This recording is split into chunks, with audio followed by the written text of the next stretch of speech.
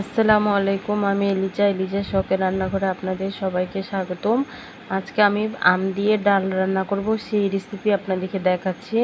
আমি প্রথমে প্রেসার কুকারে একটা সিটি দিয়ে ডালটাকে সিদ্ধ করে নিয়েছি, একটু কম পানি দিয়ে আমার ডালের একটু দানা দানা থাকে, দানাগুলো থাকলে আমার কাছে ভালো লাগে না। এই কারণে আমি একটু একটা ছাঁকনি দিয়ে আমি ডালের দানাগুলো ছেঁকে নিলাম। ছেঁকে নিয়ে তারপরে ডালটাকে আমি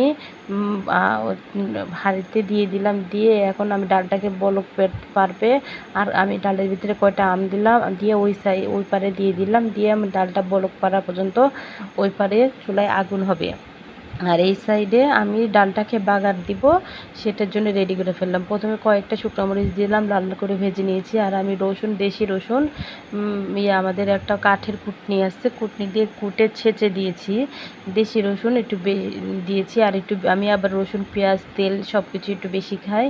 আমার কথা হলো আমি ডাল খাবো, তবুও স্বাদ করে খাবো। ওই যে রসুনটা বেশি করে দিয়েছি। আমার রসুনটা লাল হয়ে গেছে, তখন আমি পেঁয়াজটা দিয়ে দিয়েছি। পেঁয়াজটা লাল হয়ে গেলে তারপরে আমি ডালটাকে এটার ভিতরে দিয়ে ঢেকে দিব, কারণ ডালের যে সেন্টটা সেটা যিনি বাষ্প হয়ে বেরো না হয়ে যায়। এভাবে আম দিয়ে ডাল রান্না করলে অনেক টেস্ট লাগে।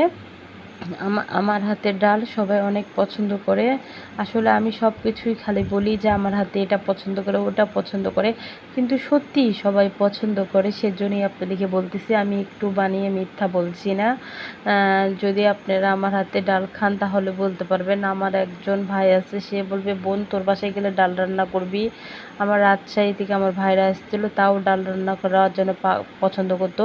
আমি ডাল থেকে আমটাকে তুলে নিলাম, এটা আমার ছোটো রানী করতো, সেটা দেখেছি, সেটা দেখে আমিও করলাম, না তো ডালটা টক হয়ে যাবে।